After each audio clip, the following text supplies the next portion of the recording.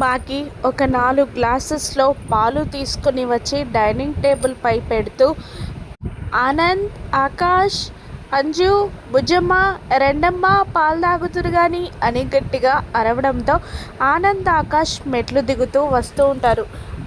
బాగి వీళ్ళిద్దరే రావడంతో అంజు, బుజ్జమ్మ ఏరి ఆనంద్ అని అడుగుతుండగా వాళ్ళు పైన లేరు మిస్సమ్మ అని చెప్పేస్తాడు ఆనంద్.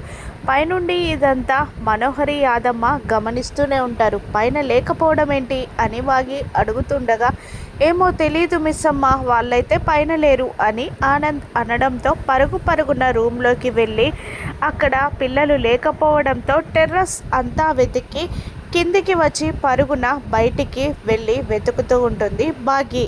మనోహరి నవ్వుకుంటూ ఉంటుంది. మరోవైపు బుజ్జమ్మని చెయ్యి పట్టుకొని మరీ బయటికి తీసుకెళ్తూ ఉంటాడు ప్రచండ.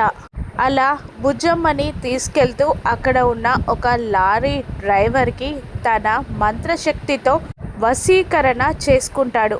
అతను తన వశీకరణంలోకి రాగానే సైగలతో ఈ అమ్మాయిని యాక్సిడెంట్ చేసి చంపేయ్ అని ప్రచండ లారీ డ్రైవర్కి సిగ్నల్స్ ఇవ్వగానే అలాగే అని తల ఊపి లారీ ఎక్కి లారీ స్టార్ట్ చేసుకుని వెళ్తూ ఉంటాడు ఆ లారీ డ్రైవర్. ఇక ఒక పానీపూరి బండి దగ్గరికి రాగానే కావాలనే బుజ్జమ్మ చెయ్యి వదిలేస్తాడు ప్రచండ.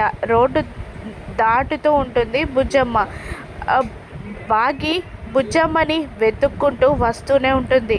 అప్పుడే పానీపూరి బండి దగ్గరికి రోడ్డు దాటి వెళ్తున్న బుజ్జమ్మ మీదికి స్పీడ్గా వస్తున్న లారీని చూసి బాగి షాక్ అవుతుంది.